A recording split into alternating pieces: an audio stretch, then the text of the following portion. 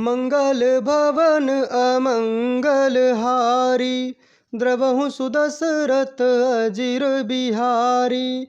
श्री राम जय राम जय जय राम, श्री राम जय राम जय जय राम, श्री राम जय राम जय जय राम, श्री राम जय राम जय जय राम।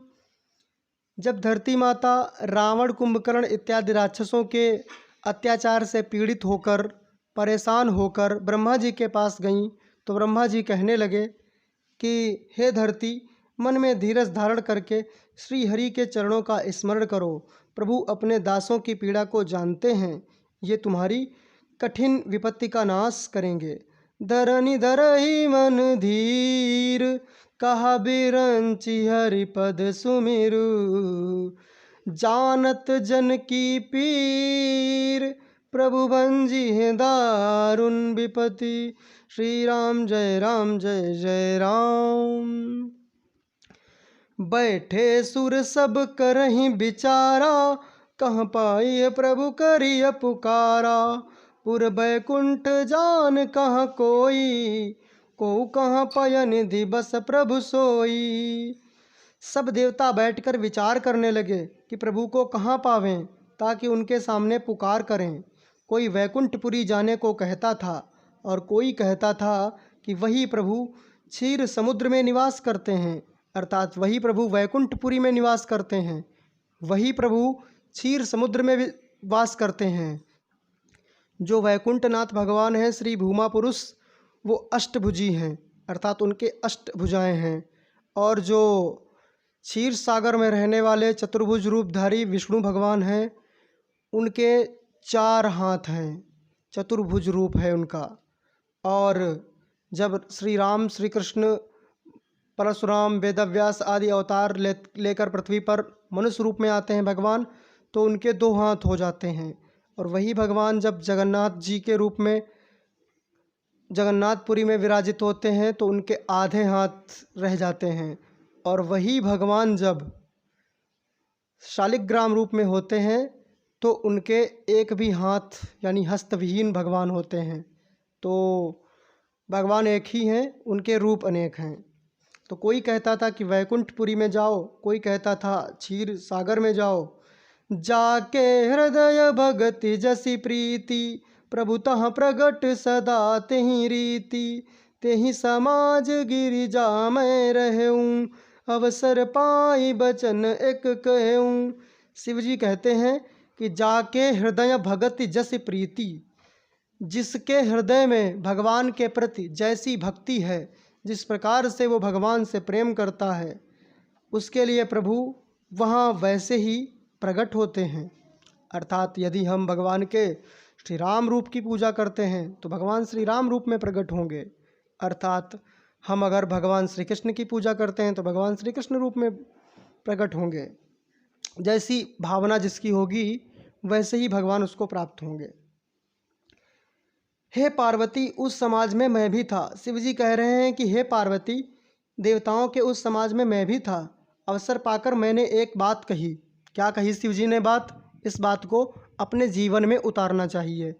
हरि व्यापक सर्वत्र समाना, प्रेम ते प्रगट हो ही मैं जाना।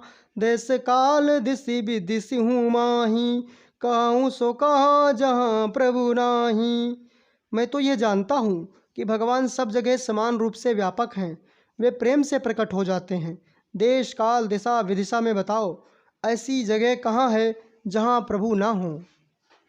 बहुत से लोग मंगलवार को श्री हनुमान जी की पूजा करते हैं, सोमवार को शिव जी की पूजा करते हैं, बुधवार को गणेश जी की पूजा करते हैं, भगवान हरि की पूजा केवल बृहस्पतिवार को करते हैं, माता जी की पूजा केवल शुक्रवार को करते हैं, शनिदेव की पूजा केवल शनिवार को करते हैं, और रविवार को सूर्यदेव की पूजा करते हैं।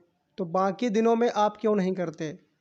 आप अपने इष्ट की पूजा प्रतिदिन करें, उनका स्मरण प्रतिक्षण करें, क्योंकि शिव जी कह रहे हैं कि हरि व्यापक सर्वत्र समाना। भगवान जो है वो सब जगह समान रूप से निवास करते हैं और हर काल में रहते हैं। तो इसमें भी आगे बताया है शिव जी ने, देश काल दिशि विदिशि हुमाही। कौन सा देश, कौन सा काल, कौन सी दिशा विदिशा आदि नहीं है जहाँ पर भगवान जिस समय में होना। तो जब हर समय भगवान हैं, बहुत से लोग मांस मदिरा इत्यादि का सेवन करते हैं, वो भी मंगलवार को मांस नहीं खाते हैं, बृहस्पतिवार को नहीं खाते हैं, बाकी दिन में खाते हैं। क्यों बृहस्पतिवार को और मंगलवार को ना खाओ, बाकी दिनों में खाओ, तो क्या पाप नहीं लगेगा? क्या आपने किसी की हत्या उस समय पर नहीं की? आपकी वजह से किसी की हत्या हुई तो आपको उसका पाप अवश्य लगेगा। अग जगमय सब रहत रहित विरागी, प्रेम ते प्रभु प्रगटई जिमियागी। मोर बचन सबके मन माना, साधु साधु करी ब्रह्म बखाना। वे चराचर व्याप्त होते हुए भी सबसे रहित हैं और विरक्त हैं। वे प्रेम से प्रकट होते हैं, जैसे अग्नि अव्यक्त रूप से सर्वत्र व्याप्त है, परंतु जहाँ उसके लिए अर्ण मंथनादि साधन किए जाते हैं वहाँ वो प्रकट हो जाती है। वायु भी सर्वत्र है, इसी प्रकार सर्वत्र व्याप्त भगवान भी प्रेम से प्रकट होते हैं। मेरी बात सबको प्रिय लगी। ब्रह्मा जी ने साधु साधु कहकर बड़ाई की। शिव जी ने जो कहा कि मन से भगवान को याद करो, तो सब देवताओं ने उनकी बात मानी। और ब्रह्मा जी साधु साधु, बहुत अच्छे ऐसा कहकर शिव जी की सराहना की। सुनि बिरंचि मन हरस तन, पुलकी नयन बहनीर। स्तुति करत जोरी कर, सावधान मति धीर। मेरी बात सुनकर ब्रह्मा जी के मन में बड़ा हर्ष हुआ, उनका तन पुलकित हो गया और नेत्रों से प्रेम के आंसू बहने लगे। तब वे धीर बुद्धि ब्रह्मा जी सावधान होकर हाथ जोड़कर स्तुति करने लगे। मित्रों, इस स्तुति को रोज गाना चाहिए, 2 मिनट भी नहीं लगेगा। और इस स्तुति को रोज गाने से आपके जीवन में जो भी समस्याएं हैं, उन समस्याओं का समाधान धीरे धीरे होने लगेगा और एक एक करके सारी समस्याएं विलुप्त हो जाएंगी। इसी भगवान का ध्यान करते हुए इसी स्तुति को रोज गाना चाहिए।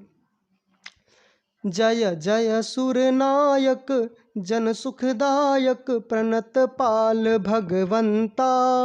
गोद्विज हितकारी जय असुरारी, सिंधु सुता प्रिय कंता। पालन सुर धरनी अद्भुत करनी, मरम न जानई कोई। जो सहज कृपाला दीन दयाला, करऊँ अनुग्रह सोई। जय जय अविनाशी सब घटवासी, व्यापक परमानंदा। अभिगत गोतीतम चरित पुनीतम, माया रहित मुकुंदा। जहि लागी विरागी अति अनुरागी, विगत मोह मुनि वृंदा। निशिबासर ध्यावहि गुण गण गावहि, जयति सच्चिदानंदा। जहि सृष्टि उपाई त्रिविध बनाई, संग सहाय न दूजा। सो करऊँ अघारे चिंत हमारी, जानिय भगति न पूजा। जो भव भय भंजन मुनि मन रंजन, गंजन विपति बरूता।